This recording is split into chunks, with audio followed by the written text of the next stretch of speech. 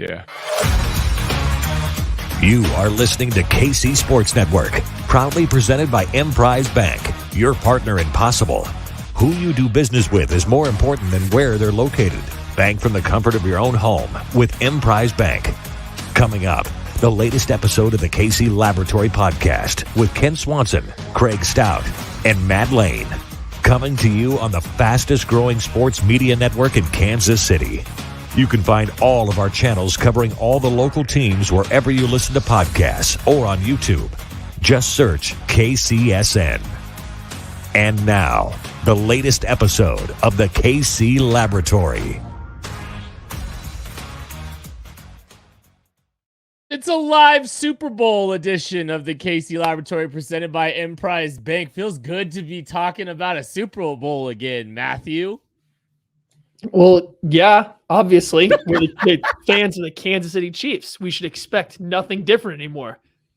Finn, end the podcast, done. Yeah, no kidding. Like, it's really nice to just, consistently cover a Super Bowl team.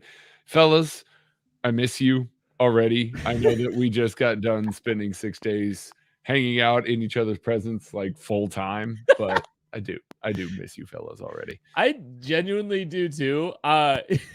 Craig brought board games for us. I did. And we really only had we only had time to play like one night. Or it was like one afternoon. It was like the first afternoon we got there. We were running around like crazy, doing all kinds of content. We were all tired and we had a great time though. We had an absolute blast at the East West Shrine Bowl, and we got to talk to a lot of great prospects. We got to do a lot of cool videos, got to watch a lot of football. Oh, and I guess we got to watch the Kansas City Chiefs advance to the Super Bowl for the third time in 4 years. What's up, everybody? Hit the like button, hit the subscribe button. Appreciate if you're watching. I think, I don't know about you guys. It feels like the Super Bowl reality's kind of started to settle in. I've moved past the Bengals game a little bit emotionally. I got a lot out emotionally. I'm good. I'm good. I feel good, and my page has turned a little bit. Moving on, like to the Super Bowl. I don't know if you guys feel the same way. Is it that time for you, Matthew? Yeah, I think so. We still have over a full week, right? We have like a week and a half until the Super Bowl comes up, so there's not a rush to get into like breaking it down, the Chiefs versus the Eagles, but in terms of where we're at right now, it's definitely like, okay, the Chiefs got through the AFC Championship game. They slogged it out with a team that has had their number lately. They got past it. Now we're past it as fans, and now it's kind of time to start looking forward towards the Eagles game and start preparing for the Super Bowl. But I think it gets kind of tricky because these are NFL teams. You're giving them 2 weeks to prepare. What really can we sit here and look at on the outside that's not going to be entirely different by the time they take the field, right? Like they have an extra week here. These teams are going to be entirely different in terms of what they do, how they try to attack the opponent, and so on and so forth by the time the game actually rolls around. Yeah, and especially if the Chiefs have another major injury again, and we have to see them go completely basic with offense or defense or whatever. It truly is incredible. I don't think enough is being made over the fact, we talk about the attrition and everything like that, but not enough is being made over the fact that the Chiefs are beating teams with a B game script right now because that's all they can run with both sides of the ball because of injuries, because of dudes that are just not able to, they're so deep in the depth chart. Like it is pretty incredible to watch that. So this might be the first and only time this season that we see Andy Reid and Steve Spagnuolo fully in their bag. And it just happens to be the Super Bowl. And they held back. They couldn't run anything, so some stuff might be left over that they haven't put on tape quite yet. Like that's the reality of it, because there's a lot of attrition that this team dealt with in the Bengals game. It's frankly, it's amazing. Like the more I think about what Patrick Mahomes hobbled with literally 3 receivers left on the active roster, it's remarkable. I think it's kind of worth starting with the injuries. Like I think that's a place to go because we're starting to get some updates and some stuff what to expect with this group. And yeah, this team didn't have any, like literally didn't have any receivers to play with left. Like it was over. And it Marcus Kemp's playing. It sounds like McCole Hardman doesn't seem optimistic for McCole Hardman to be playing in this next game. He's trying to tough it out, but I don't think the Chiefs will expect McCole Hardman back, Matthew. I didn't get the vibe that Andy Reid is anticipating McCole Hardman to be able to practice and get ready for this game. He talked a lot about how hard he worked, how tough he was for going out and playing against the Bengals. Sounds like it's something that he really pushed for. And we saw it when he was on the field. He didn't look the same as what he normally does. When he was getting some of these ends arounds and running with the ball in his hand, he really wasn't trying to explode or run 100 miles an hour into contact. He was trying to pick and choose where he was going and then kind of go down with ease. The first time he took a big shot, which was a big bad hit that he took, the way he got twisted up, it immediately led to him having to exit the game. So I would be excruciatingly surprised if McCole Hardman was able to get it ready for this game again. And even if he does, let's say he does get going, I wouldn't expect much more out of him than what you saw against the Bengals, which I don't think would have been particularly useful if it wasn't for the fact that Kadarius Toney had already left the game. Yeah, I think that's the real key there. Kadarius Toney gets 4 snaps, touches the ball on 3 of them, or it was something that was a clear focus for them. I think he was getting the ball. Yeah, I think he was getting the ball. He was getting the ball. Yeah, McCole was thrust into a bigger role. I'm almost certain of it. I think they were trying to ease him in a little bit, keep him on a little bit of a snap count, get the ball in his hands a little bit and see how he feels, but obviously had to go out there and tough it out. That's a tough hit that he took for a guy with an abdominal injury. Like he got folded up pretty hard on that catch. Really tough hit. Doesn't sound like he's going to be available, but honestly, that might be the only guy that the Chiefs are without in the Super Bowl, and that is pretty impressive if that's the case. Yeah, I think it's 8-9 days till the Super Bowl, but we're looking here, and there's some positive trending outside of McCole Hardman, and that's really what I kind of want to look at. Like I think this team has figured out how to operate without a McCole Hardman. Kadarius Toney and Juju Smith-Schuster are the ones on the offensive side of the ball I'm really paying a lot of attention to. And it sounds like Juju Smith-Schuster probably won't get a ton of work in this week. They're going to kind of let the knee settle down from what it sounds like. And then Kadarius Toney seems to be trending in the right direction as well, but it doesn't seem like he's going to be getting a ton of work too. Let's just say one of those guys comes back, Matthew. How excited are you for just getting one of those guys back? I think it depends on how healthy they are, how much or what they can do on game day too, right? It's one thing to be able to go out there, but as soon as you actually start facing the live bullets, what are you going to get from either one of them? So on one hand, I really think that Kadarius Toney, getting him back would mean a lot for this team. We've seen what this offense looks like when they don't have that gadget player, that dynamic athlete playing wide receiver. So I would like to say that he is the guy that would do the most coming back for the Chiefs, and getting him back would mean a lot. They could probably get by, if that was the case, without a Juju Smith-Schuster, and they can overcome some of that with Sky Moore, with Justin Watson or Marcus Kemp, with going heavy personnel. I don't know how you can manufacture the dynamic ability that Hardman and or Toney would be bringing. So I think if you're getting him back, that's big. The only issue is, how do you trust him to stay healthy throughout an entire game at this point? Yeah, that's like Maddie said during the post game.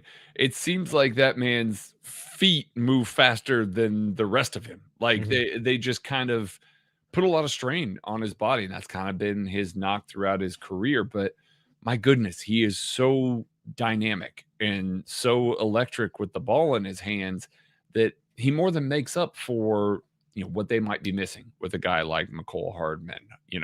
They're going to need that dynamic horizontal stretch ability. We've talked about it throughout the year, especially when they get into the red zone. It is absolutely necessary that they are able to stretch the field horizontally in those scenarios. And they do that a lot with guys like McCole Hardman and guys like Kadarius Toney. So he's going to be required for this game. Yes, Juju is a major piece of this, and it sounds like he's going to play. And Juju, if he's a full go in the Super Bowl, I expect some of the fire game plan that they were planning to have for him to come back a little bit and him to play a big role in this offense. It just feels like Kadarius Toney, especially here in the playoffs, is just that little bit more that he can bring to the table, that little bit of extra that he can push forward there within this offense, that they just don't have another guy that they can slot into that role or even fill it halfway decently at this point, especially if McCole Hardman is out. So it's kind of interesting. I look at the stats. I'm just looking at like the stats from the Jaguars game, and Kadarius Toney got 7 targets. He was the only other pass catcher outside of Travis Kelce to get more than 2 targets in the game, and he got pretty involved pretty heavily. 1 carry for 14 yards. I'm stunned at how much he's being used. And we all kind of thought, like there's a role for him. He makes sense. He's a great long-term answer.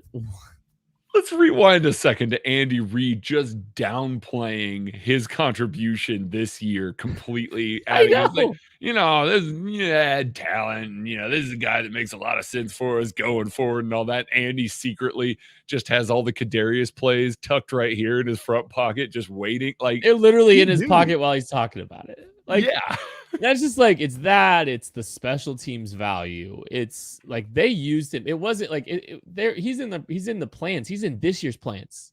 And that's just so crazy to see how active and how involved he's been. And he's I get it because he's a dynamic playmaker. He's a guy that brings a unique skill set. He's, something that this team didn't have. There is a different kind of juice. He's not linear. He's explosive. He can change directions. Like you said, he might be too explosive.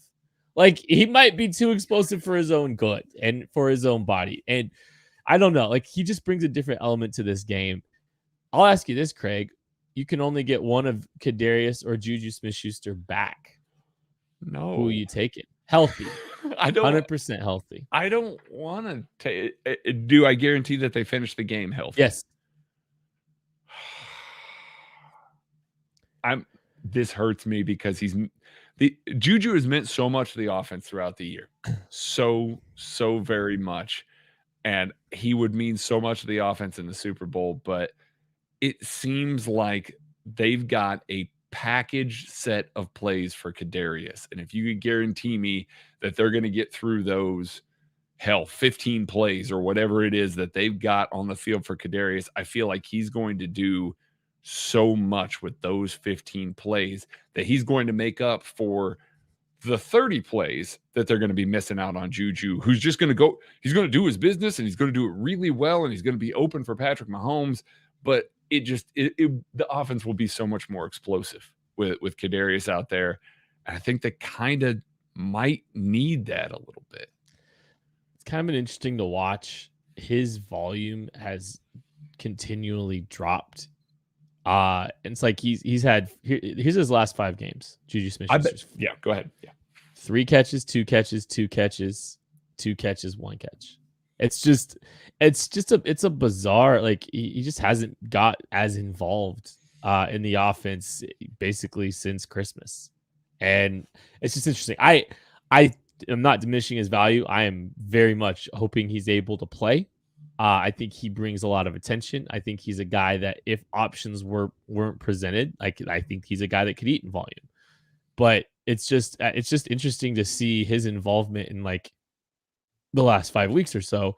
Kadarius Toney, he's kind of started to pick up when he's been healthy too. So I don't know. This offense very much needs that guy that can kind of the gadgety stuff. I think we've kind of established that. Kadarius has proven himself to be a little bit more than that, a little bit more dynamic than that. And somebody that if this guy can just stay healthy, goodness, that's the big if. That's the big if for him right now. Okay, so we're looking at kind of looking at some of the injuries. We're kind of going on the offensive side of the football. Hit the like button, hit the subscribe button if you're watching. Really appreciate everybody hanging out, everybody watching right now. L'Jarius Sneed is the big one on the defensive side of the football. And, we talked about maybe not being to empty the clip on offense. I mean, do we think L'Jarius Sneed's absence kept them from doing some things that they wanted to do against the Bengals? Absolutely they did. It was very interesting to see the way the Chiefs deployed their secondary throughout the game. L'Jarius Sneed is such a big part of what they do and how they rotate him and where they move guys around and how comfortable they feel with all of that. Now, Andy teased he was going to follow around Jamar Chase. Who knows if that would have been the case, but he's put that in the brains of the entire Philadelphia Eagles organization. I don't know. I kind of wonder if they're just, playing some games there. We'll see. If you wanted to tell me that all of a sudden they were going to line him up against A.J. Brown all game, I'm fine with that. So, I mean, I can see that sort of scenario occurring. However, them missing out on L'Jarius Sneed meant they didn't get to run a lot of the stuff that they clearly wanted to run and that they had teased against the Jaguars. So it's a lot of two-man. They did some rotations into some cover 3 looks. That's about as exotic as they got, where they had Justin Reed rotating from a split safety look down to cover an out route that was about 5 yards deep.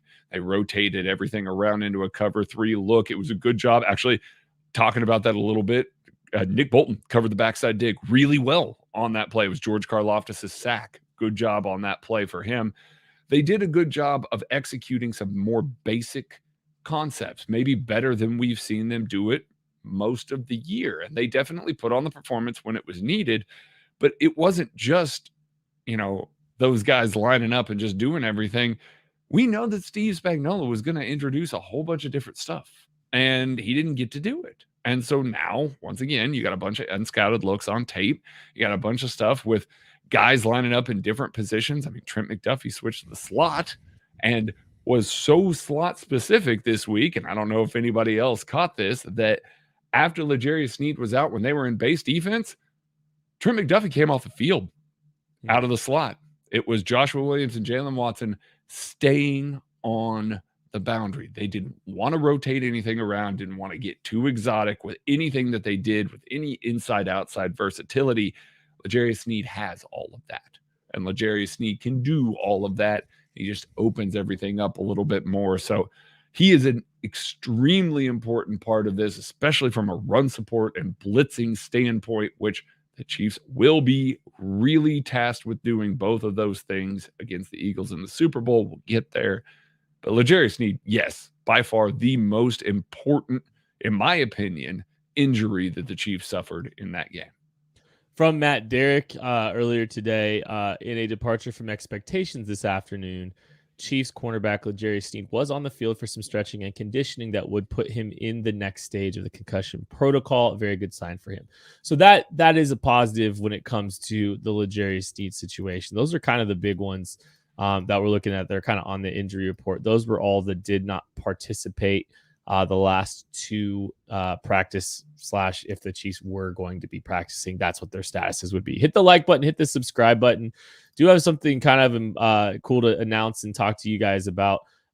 There's some options for you for some really fun events. If you are going down to the Super Bowl, you can go to the Chiefs Kingdom Rally Westgate Takeover. That's presented by Lot J Tailgaters. It sounds like Christian Okoye will be there. There's some specialty tickets that you can purchase that'll have a concert for Tim McGraw. So make sure you check those out. It's in Glendale, Arizona. That's on February 11th. And then on the day of the big game, you can there's another party. There's an all-inclusive Lot J parking lot party as well. That is in Glendale, Arizona. There might be some announcements there too. Go to kcsportsnetwork.com or Twitter account. We've got all kinds of information, some flyers that you can check out while you're there. But yeah, it sounds like you might get a chance to meet Christian Okoye. That's kind of cool. So there's that. The limited participant is probably worth talking about, Willie Gay. Mm-hmm. Feels kind of important to have Willie Gay against the Eagles. Yes. Just a little bit. That's the biggest understatement that you've said all podcast, buddy. No, that's Willie Gay is super important. Darius Harris did not play super poorly in this game. I know he's been kind of a little bit of a sore spot amongst Chiefs fans this season as he's been rotating in for Willie Gay Jr. in the third series of every single game over the back half of the year. But Willie obviously is super important for containing Jalen Hurts, containing Miles Sanders, containing some of that stretch run game where he's going to be a pursuit defender. He's going to be super important for that. And so him getting to go, him being a limited participant means that shoulder is not so bad that he can't, that he's not going to be able to go in a couple of weeks. That was the one, frankly, I wasn't sure about of all of these. Yeah, some of the lower leg injuries and stuff I was a little bit worried about from the receivers, but that shoulder looked rough.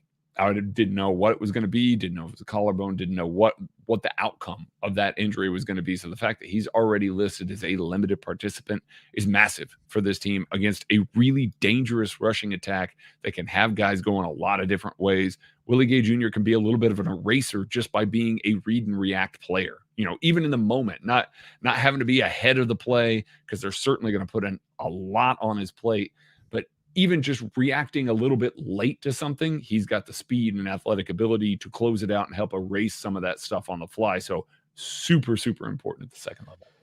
The athleticism is going to be a necessity because that run game can put you in a blender.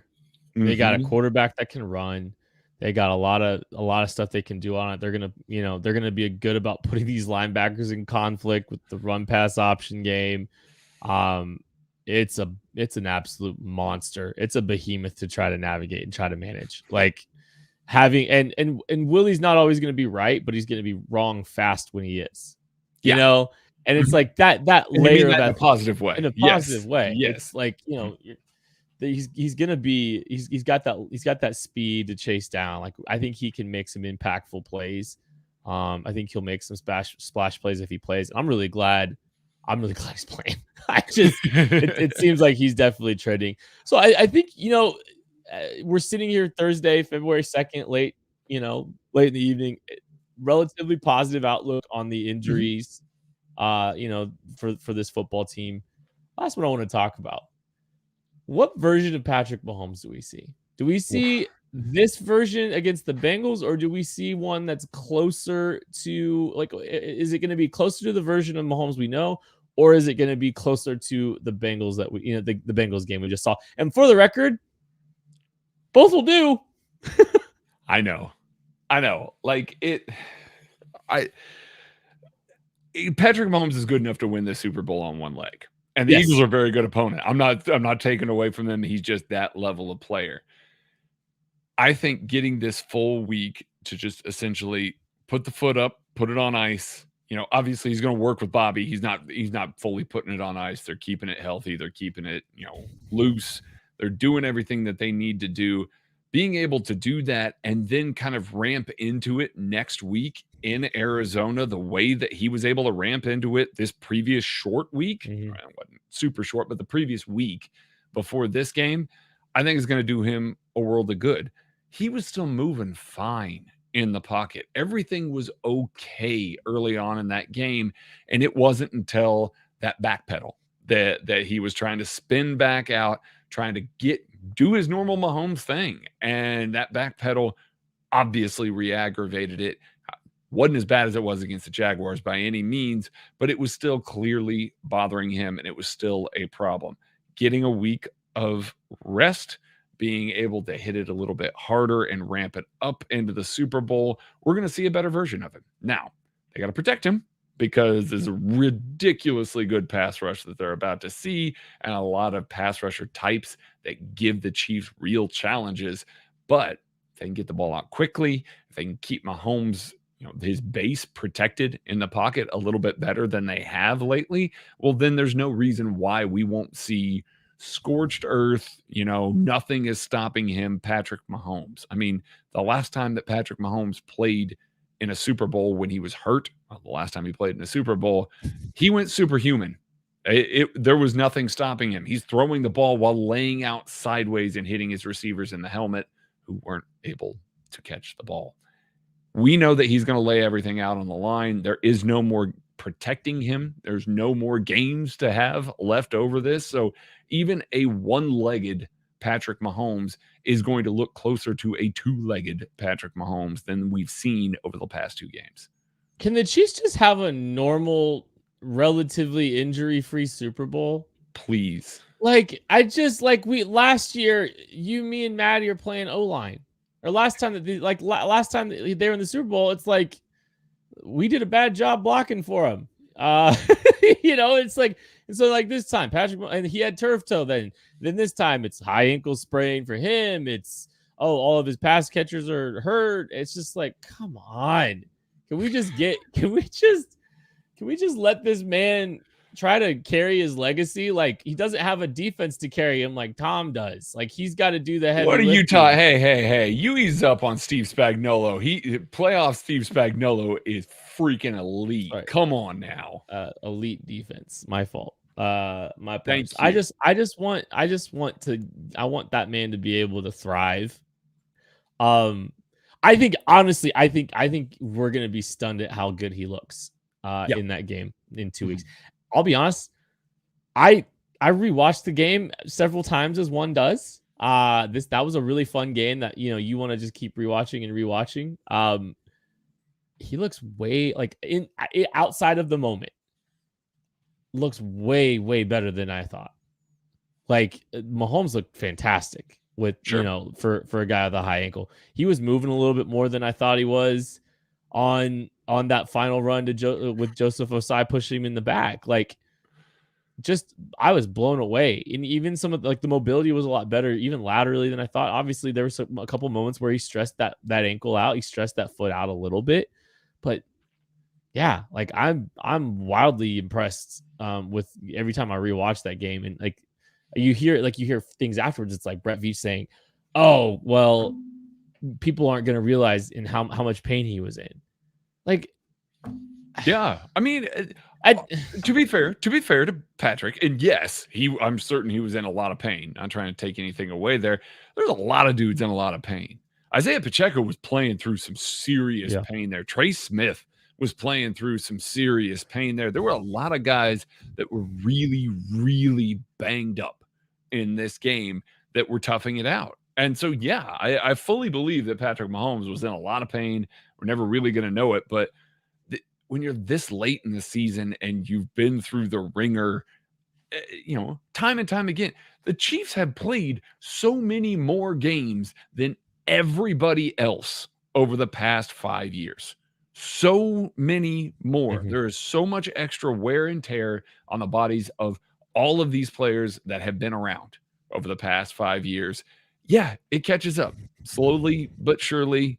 That's why these moments are so precious, and we need to be so appreciative of them. But yeah, I'm with Brett. I'm certain that he was more hurt than we'll ever know. But yeah, he didn't really look it. Looking at a few more, Trey Smith, full participant today. If they were having practice, that's good, because he's another guy that, like, he was one of those guys during the games that didn't go out, but you saw it and you're just like, seriously. Him too. He was like the 7th person to just be laying on the field, and they were just like, no, like, make it stop. This is enough. It got rolled up. He got rolled up on like twice. Like, he just was going through it. You said Isaiah Pacheco, full participant last 2 practices. If they, like, these are more projections than they are practices.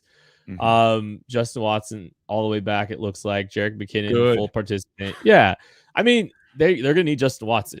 They're gonna need him a lot. I think. Great job, Marcus Kemp. Let's put Justin Watson back in the Justin Watson role, please. Salute Marcus Kemp. But, Justin Watson, Sky Moore, MVS healthy. You're hoping for Kadarius and Juju back, because then you've kind of got your full complement of players. Like, you've kind of got, you've kind of got your group. You've kind of got your core. You've got enough there that you can do a lot of damage, and you still got all your tight ends. Jody Fortson's back. That's a nice help. Like, that's a core of offensive skill players. Like, I think I would be stunned if everyone but McCole Hardman doesn't play. I will take just one of Juju and Kadarius, just because, like, if I have to, but like I genuinely think you're going to see both of those guys. See both. The weird thing, and then I think we talked about this on air. I can't remember if it's been the longest week ever. But L'Jarius Sneed, the way Andy talked about it, it was almost like a little bit more up in the air. I mean, it sounds like he's on the way back, but like he was kind of making me nervous the way he was kind of talking about L'Jarius early in the week. It's like, man, he's played some great football for us and all that stuff. It's like, oof.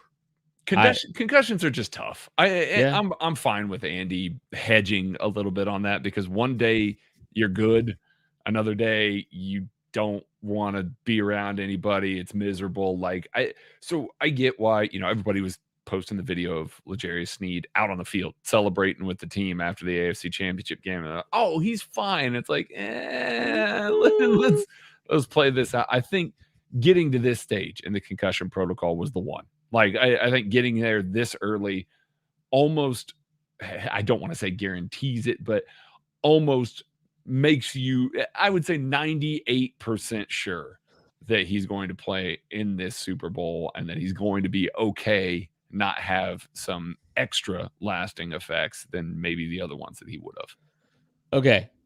Real quick before we get out of here, just want to hear from you. I know you've probably had a chance to watch the Bengals game a couple more times. Anything that just kind of surprised you in the rewatches? Just anything that kind of stood out that maybe we didn't talk enough about? I mean, we talked about pretty much everything that night. We did. Steve Spagnuolo really kicked ass once again. A lot of the stuff, again, I'm writing about this tomorrow, KCSN Daily. That's kcsn.substack.com. It's $30 a year, $5 a month. You get into the Discord, all the stuff that we normally say. But this article, this film breakdown is going to be there. A lot of the stuff that the Sean McVay tree tries to do and open up the middle of the field to make easier reads and easier throws for their quarterbacks. That's not saying that Joe Burrow doesn't, make good reads or anything, but make it a little bit easier to throw some of the stuff. Steve Spagnuolo clouded that up and made it very difficult to do, would show that opening for just a glimpse to try and bait Joe Burrow into throwing that ball. And Joe Burrow, to his credit, wouldn't. Like he would see that lurking defender underneath and then get sacked. And they get sacked. That's exactly what it was, especially early in the game. Those staples of the McVay-Taylor offense that are there, they were taking him away. And that's why Joe Burrow was so uncomfortable. Now, obviously, they adjusted, and then Steve Spagnuolo had to counterpunch that a little bit later on in the game. But that's why it looked so good early on. It was really a good game plan, even though they didn't get into some of the exotic coverages and everything. They were able to take stuff away pretty well. So that's maybe something on the rewatch that I caught and was noticing a little bit more. I was just like, oh, hell yeah, they did such a great job of defending this that, I maybe didn't catch the first time. How about you? Anything on your rewatches that you didn't see? Real quick, just to add to that, you know how Willie Gay kind of said nothing impresses them about that offense? They had that offense's number. They had it figured out. Early on, they definitely did. Yes. They had it figured out. And like that's where it's like really refreshing to see like we talked a little bit like early in the week about like Nick Bolton not really being, like not dropping a coverage. He was dropping to a man and he was taking stuff away with great intentionality. And that was really clouding some things up for them, like you said. And Nick Bolton too. This is easily the best game that Nick Bolton has had as a hook zone defender. Yes, it really was. Yeah. I know there were some moments, some low lights that kind of got magnified, but yes, in coverage, that dude was taking so much away. Yeah, and it was just like they were on it in a very, very big way. So like that was one thing. This game might have been a little fake close. I honestly like. I thought you said that you were done with all of the. That was my takeaway. It's like a very fluky Mahomes turnover, and who knows? Like that game might break open. A little bit more on Andrew Wiley. Whole call on Andrew Wiley. That was questionable. Kadarius not being able to bring in a pass. I mean, there was the Chiefs left a lot on the table, and the thing is, like, I think they played a great football game. Genuinely do. I don't know if they've peaked yet, which is very encouraging to think about when you're looking at one game left. probably some meat on the bone because they had to literally, like, again, we talk, not sure the play calls were coming in on time because they weren't trying to figure out what to do. I don't know. Let's like repeating plays a lot. Like, I mean, they were doing a lot of repeating of plays and stuff to just try to get to the finish line with that game. But yeah, Chiefs left a lot of points on the board. I don't think they've played their best football, and that's something you want to see. The Eagles have blown out 2 opponents, one of them without a quarterback, and the other one, the Niners. I'm just kidding. No, I'm you just kidding. stop that. Okay, real quick. I'm just kidding. I'm just kidding. Before we get out of here, would you have rather played this Eagles run game or the 49ers run game with Kyle coming off of 2 weeks? Niners. You would have rather played the Niners? Yes. McCaffrey. It's just I understand the quarterback element makes so much of it. That's what it is. It really does. Yeah. I know you're trying to isolate it to just the run game. I'd rather play the Niners. The legs of Jalen Hurts. Like, they're going to run Jalen Hurts into the ground in the Super Bowl to get to the finish line, and they should. And yeah, and the Eagles are a problem. They've got some very unique stuff that they're going to present this team. The good news is the Chiefs have 2 weeks to prepare.